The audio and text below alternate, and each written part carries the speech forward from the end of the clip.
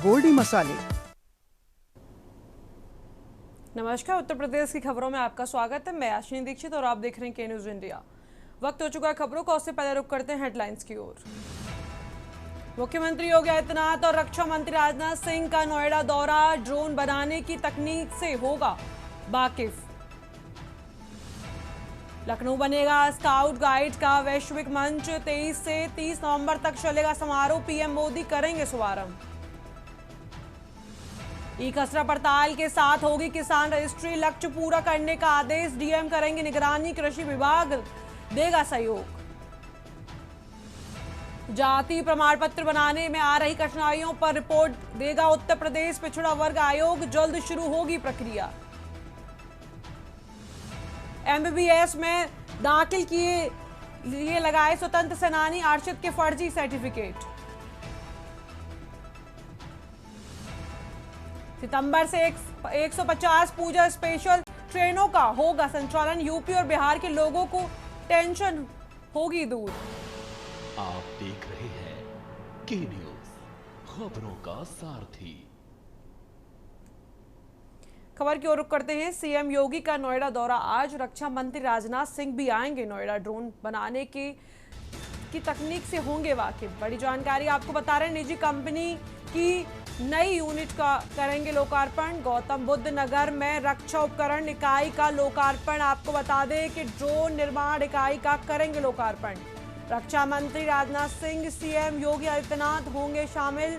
दोपहर 3:30 पर भी 200 सेक्टर 81 फेज 2 में होगा कार्यक्रम।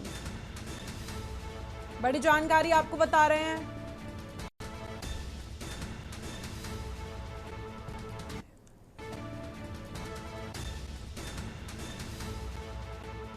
3:03 पर भी 200 सेक्टर 81 फेस में होगा कार्यक्रम।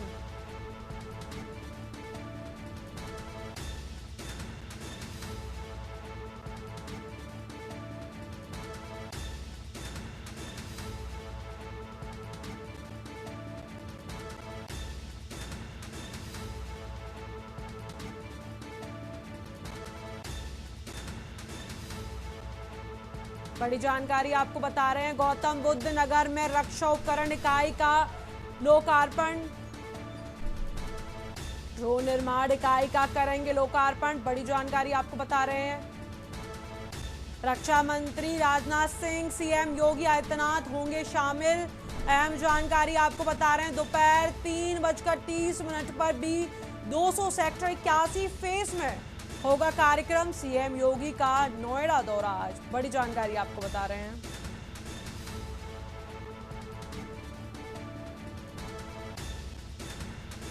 इसी खबर पर हमारे साथ अधिक जानकारी के लिए जुड़े हुए हैं संवाददाता मनीष तिवारी। मनीष, जो सीएम योगी का आज नोएडा दौरा है, इसके बारे में क्या अधिक जानकारी है? जी, उत्तर प्रदेश के मुख्यमंत्री योगी आदित्यनाथ आज नोएडा जाएंगे, जहां पर रक्षा मंत्री राजनाथ सिंह भी वहां पर पहुंचेंगे और जिस प्रकार से जो ड्रोन निर्माण इकाई का जो काम चल रहा है उसको लेकर के जो है उनके द्वारा जो है लोकार्पण किया जाएगा। तो कह सकते हैं कि जिस प्रकार से जो है रक्षा और सुरक्षा को लेकर के जो है केंद्र सरकार चाहे उत्तर प्रदेश सरकार जो है लगातार हर एक पहलू पर जो कदम उठा रही है, उस पहलू को जोड़ते हुए जिस प्रकार से ये इन दोनों का निर्माण की इकाई का जो है लोकार्पण करना है, और इसी के तहत जो है राजनाथ सिंह और उत्तर प्रदेश के मुख्यमंत्री नोएडा पहुंच करके करीब 3:30 बजे वहां पहुंचेंगे और सेक्टर 81 फेज 2 में इसका ओपनिंग की जाएगी, लोकार्पण किया जाएगा। जो माना जा रहा है कि ये उत्तर प्रदेश के लिए एक बहुत ही सौभाग्य की बात है, जिस प्रकार से जो है ये पूरा काम जो है उत्तर प्रदेश को मिला है और मिल रहा है, और जिसको लेकर के जो है आज उत्तर प्रदेश के मुख्यमंत्री भी मौके पर पहुंच करके लोकार्पण करेंगे। जी बहुत बहुत शुक्रिया मनीष तिवारी, बने रहिए हमारे साथ और भी अपडेट्स के लिए।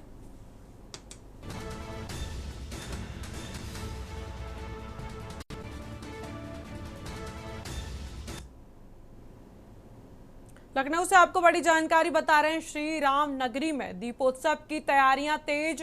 अयोध्या में भव्य दीपोत्सव की तैयारियों में योगी सरकार।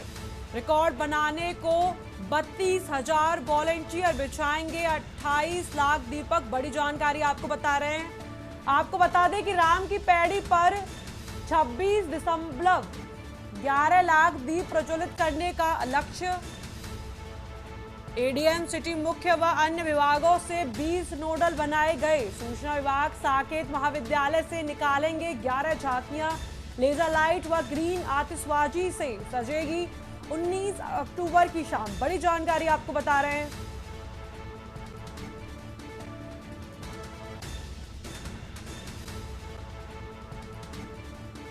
बड़ी जानकारी आपको बता रहे हैं। अयोध्या में दीप उत्सव की तैयारियां तेज।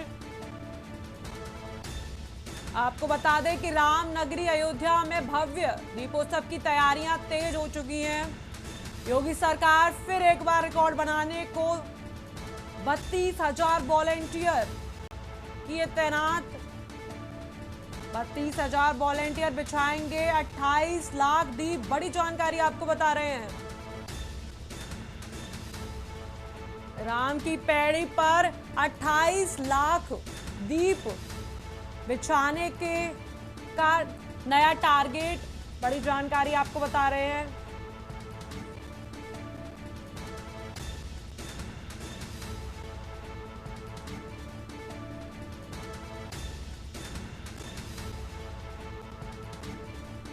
इसी खबर पर हमारे साथ अधिक जानकारी के लिए जुड़ रहे हैं संवाददाता मनीष तिवारी। मनीष, श्री राम नगरी अयोध्या में दीपोत्सव की तैयारियां तेज हो चुकी हैं, जिसमें के 32,000 वॉलेंटियर 28 लाख दीप जलाने का टारगेट लिया है, जिसमें 32,000 वॉलेंटियर 28 लाख दीप जलाएंगे। इस पर क्या अधिक जानकारी और क्या क्या तैयारियां दीपोत्सव को लेकर राम की पैड़ी पर चल रही हैं?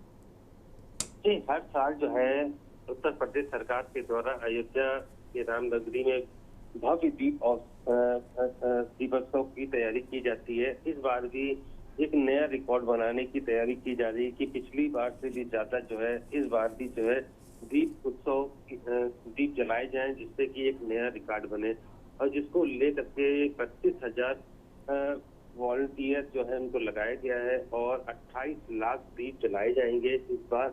और माना जा रहा है, जो कहा जा रहा है कि योगी सरकार राम की पैड़ी पर जो है करीब 26.11 लाख दीप जो है जलाए जाएंगे। तो और जिसमें 19 अक्टूबर को आतिशबाजी की जाएगी। तो पूरी तैयारी जो है इस बार सरकार के द्वारा की जा रही है, जिससे कि पिछला भी रिकॉर्ड जो है तोड़ा जा सके। और इसके लिए जो वहाँ के प्रशासनिक अधिकारी हैं और जो उनमें एक टीम गठित कर दी गई है और टीम गठित करके ये एक तैयारी करने के आदेश दिए गए हैं कि इसको भव्य तौर पर जो है आपकी और भी अच्छे तरीके से जो है दीपोत्सव जो है अयोध्या में मनाया जाएगा। जी बहुत बहुत शुक्रिया मनीष तिवारी। बने रहिए हमारे साथ और भी अपडेट्स के लिए।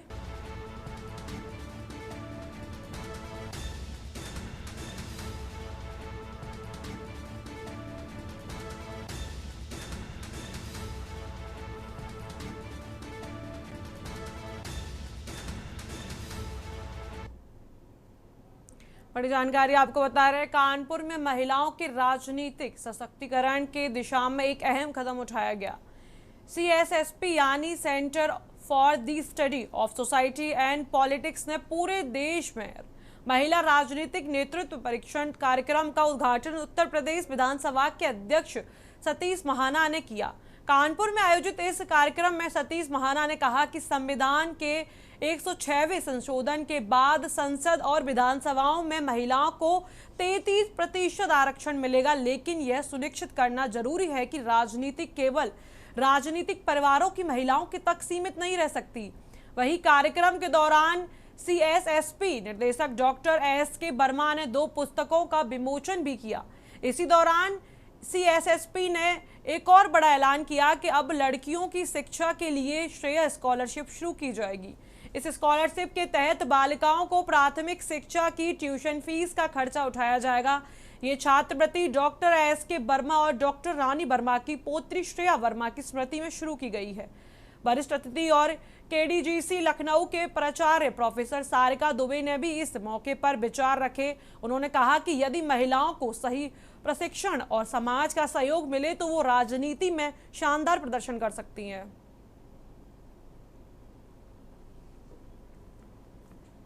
वो नहीं है जो व्यक्तिगत अपने लिए करते हैं। जिस विश्वास के साथ जनता ने आपको चुना है उस विश्वास को पूरा करने को ही राजनीति कहती है। हम लोग के विशिष्ट अतिथि प्रोफेसर सारिका दुबे जी कि हम लोग का जो संस्था है centre for the study of society and politics CSSP Kanpur में, ये बराबर इस बात की कोशिश कर रही है कि राजनीति में अच्छे लोग आएं। कुछ ऐसा वातावरण बन गया है कि लोग आम आदमी राजनीति से घबराता है, डरता है, सोचता है कि इसमें बहुत पैसा लगेगा, इसमें बहुत हमारे पास मसल होना चाहिए, हमारी पृष्ठभूमि होनी चाहिए राजनीतिक। तो एक दिल में ये बात आती है कि जो वास्तव में अच्छे लोग हैं, आम आदमी है, वो राजनीति से धीरे धीरे कटता जा रहा है और वही लोग राजनीति में आते चले जा रहे हैं जिनके परिवारों के लोग राजनीति में हैं, जिनको परिवारों को संरक्षण प्राप्त है। तो हम लोग की भावना ये है कि कानपुर ने हमेशा एक क्रांतिकारी कदम उठाया है हर चीज़ों में। तो हम सब लोगों की ये भावना है कि हम लोग कुछ कानपुर के धरती से ऐसा करें कि यहाँ पे युवा, महिलाएं, अच्छे लोग ये सोचें कि राजनीति कोई ख़राब चीज़ नहीं है। और राजनीति हमारी समझ ये है कि राजनीति में कॉन्फ्लिक्ट रेजोल्यूशन होता है, अर्थात राजनीति बनाई इसलिए गई कि समाज में समस्याओं का समाधान हो। हमारी संस्था जो है एक स्कॉलरशिप की घोषणा की है उसने, श्रेया स्कॉलरशिप। श्रेया एक्चुअली हमारी पौत्री थी और उसका बहुत ही कम आयु में निधन हो गया। तो ठीक है, निधन और ये सब जीवन तो ऊपर वाले के हाथ में है, लेकिन उसकी स्मृतियों को सजोने के लिए, चूँकि वो बहुत छोटी बच्ची थी, हम सब लोगों की बहुत प्यारी दुलारी थी, 6-7 वर्ष की आयु में उसकी डेथ हुई। तो जस्ट उसकी स्मृतियों को जीवित रखने के लिए एक सकारात्मक कदम हम उठाना चाहते थे और इसीलिए हमने ये सोचा कि हमारे पास संसाधन नहीं है, हमारी संस्था कहीं से भी फंडेड नहीं है, उसको देश और विदेश कहीं से भी फंडिंग नहीं मिलती। हम अपने स्रोतों से ये सारा प्रयोजन कर रहे हैं क्योंकि हमारी प्रतिबद्धता है कानपुर के लिए और हमारे देश के लिए। हम चाहते हैं कि हम कम से कम एक गिलहरी प्रयास कर सकें, एक छोटा सा प्रयास कर सकें, जो हमारे सीमित संसाधन है उसी में से हम हर वर्ष कोशिश करेंगे कि 1-2 बच्चों को कम से कम उनकी जो प्राथमिक शिक्षा है क्लास 1 से क्लास 10 तक की, उसके लिए हम उनकी स्कॉलरशिप देते रहें, जिससे कि कम से कम कक्षा 10 तक की पढ़ाई वो पूरी कर सकें, गरीब बच्चों को, कमज़ोर बच्चों को, इस प्रकार के बच्चों को। ये हमारी भावना है। देखिए, राजनीति में महिलाओं का योगदान हो और इसके लिए हमारी सरकार ने, माननीय हमारे प्रधानमंत्री जी ने नारी शक्ति वंदन अधिनियम 2023 को विशेष सत्र में संसद के पारित कराया है। ये बहुत ज़रूरी है क्योंकि जो महिलाएं हैं वो आधी आबादी का नेतृत्व करती हैं, इसलिए महिलाओं का रिप्रेजेंटेशन आज 78 वर्षों में भी स्वतंत्रता के बाद उतना नहीं है जितना होना चाहिए। इसलिए ये एक बहुत सुंदर कदम है, बहुत अच्छा प्रयास है और मैं चाहूँगी कि वो निश्चित रूप से 33% की संख्या के साथ जब संसद हमारी सजेगी महिलाओं के नेतृत्व से, तब इसका बहुत असर सोशली, पॉलिटिकली और हर स्तर पर देखने को मिलेगा, इकोनॉमिकली भी देखने को मिलेगा। आज का जो कार्यक्रम है जो आपने पूछा, ये बहुत सुंदर प्रोग्राम था और मेरा ये कहना है कि इसके माध्यम से निश्चित रूप से जो भावी समय में जो महिलाओं की अच्छी खासी संख्या आएगी, उस संख्या को बहुत बल मिलेगा उनको ट्रेंड करने में, इसलिए बहुत आवश्यक है। फिलहाल वक्त हो चुका है एक छोटे से ब्रेक का, जल्द मिलते हैं ब्रेक के बाद। आप देख रहे हैं ब्रेक के बाद आप सभी का स्वागत है। रुक करते हैं खबर की ओर। खबर चित्रकूट से है, जहां अमेरिका द्वारा भारत से आयातित उत्पादों पर 50% टैरिफ लगाए जाने के बाद प्रधानमंत्री नरेंद्र मोदी के स्वदेशी अपनाने के आह्वान का असर जमीन पर दिखने लगा। चित्रकूट दौरे पर आए भाजपा व्यापार प्रकोष्ठ के क्षेत्रीय सह संयोजक पंकज त्रिपाठी ने लोक निर्माण विभाग के अतिथि गृह के व्यापारियों के साथ गोष्ठी कर स्वदेशी उत्पादों को बढ़ावा देने की अपील की। उन्होंने कहा कि भारत की बढ़ती वैश्विक ताकत से अमेरिका घबरा गया है और टैरिफ का फैसला भारत की अर्थव्यवस्था को कमजोर करने की कोशिश है। मोदी सरकार का इस निर्णय से इसके खिलाफ और देश की जनता से स्वदेशी अपनाने का आग्रह कर रही है। गोष्ठी में पूर्व सांसद बैरू प्रसाद मिश्रा ने भी स्वदेशी को अपनाने की और विदेशी सामानों को की बहिष्कार की अपील की। कार्यक्रम के सैकड़ों व्यापारी शामिल हुए, जिनमें जिला सहकारी बैंक और चेयरमैन पंकज अग्रवाल, व्यापार मंडल के प्रदेश मंत्री ओम केसरबानी, जिलाध्यक्ष राजीव अग्रवाल, भाजपा नेता आलोक पांडे और अन्य प्रमुख लोग मौजूद रहे।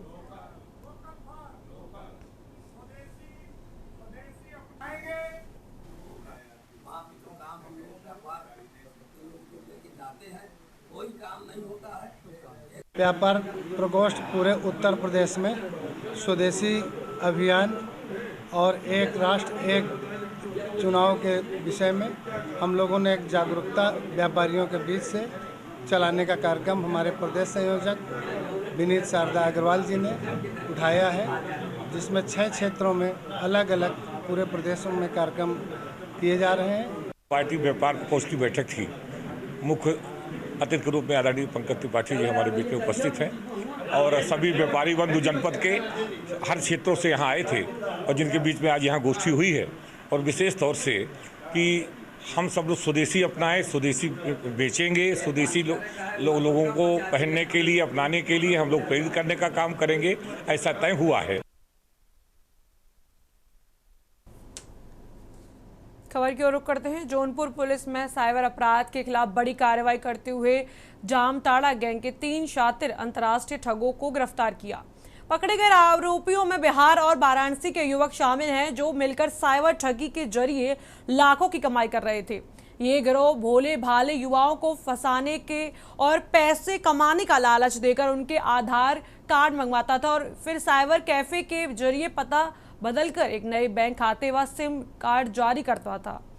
खातों में ठगी की रकम ट्रांसफर कर तुरंत एटीएम से निकाल भी लाता था। पुलिस ने आरोपियों के पास से 1 laptop, 4 mobile phone, 5 bank passbook, 9 ATM card, 2 आधार कार्ड और 9,550 रुपए नकद बरामद किए। गिरफ्तार आरोपियों के खिलाफ बीएनएस और आईटी एक्ट की धाराओं के मुकदमा दर्ज किया कर न्यायालय भेज दिया गया है। यह कार्रवाई थाना लाइन बाजार पुलिस टीम ने सीओ नगर के पर्यवेक्षण में की गई, जिसकी बड़ी सफलता माना जा रहा है।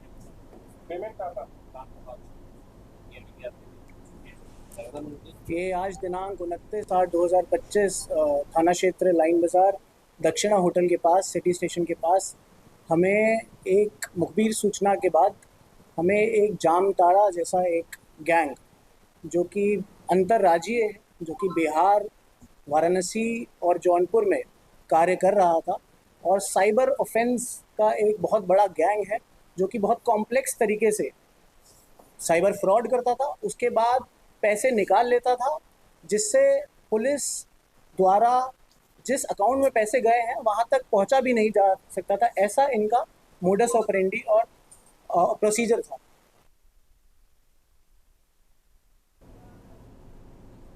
खबर की ओर रुख करते हैं। ताजनगरी के आगरा विकास प्राधिकरण में 4 साल बाद कर्मचारी संघ का चुनाव संपन्न हुआ, जिसमें सर्वसमिति के हरबान सिंह को अध्यक्ष चुना गया। अध्यक्ष चुनने के बाद प्राधिकरण में कर्मचारियों ने एक दूसरे को मिठाई खिलाई व निर्वाचित अध्यक्ष को फूल माला पहनाकर स्वागत किया, जिसके बाद जमकर हर्षोल्लास के साथ नारेबाजी की गई, मिठाई खिलाई गई। अध्यक्ष हरबान सिंह ने कहा कि एक बार फिर से कर्मचारियों ने भरोसा जताया है, कर्मचारी की परेशानी और शिकायत अधिकारियों तक पहुंचाऊंगा और वादा करता हूं कि कर्मचारी को किसी तरह की परेशानी नहीं आने दूंगा।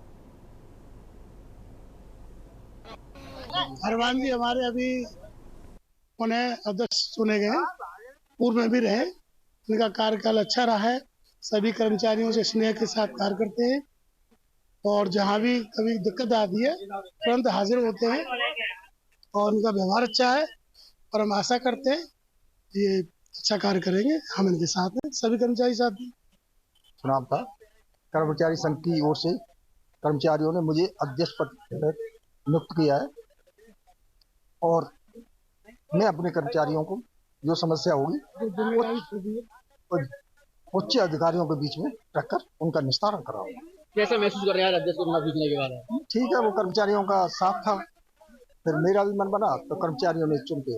हरवान सिंह पहले भी अध्यक्ष रहे, अब दोबारा इन्हें चुन लिया गया है। हरवान सिंह बहुत ही कर्मठ, बहुत ही अच्छे जुझारू, पहले भी इन्होंने कर्मचारियों के हित में कार्य किया है और मैं आशा करता हूं भगवान से कि हर कर्मचारी को अपने साथ लेते हुए कर्मचारियों का सहयोग करें। फिलहाल इस बुलेटिन में इतना ही। आप देखते रहिए के न्यूज़ इंडिया।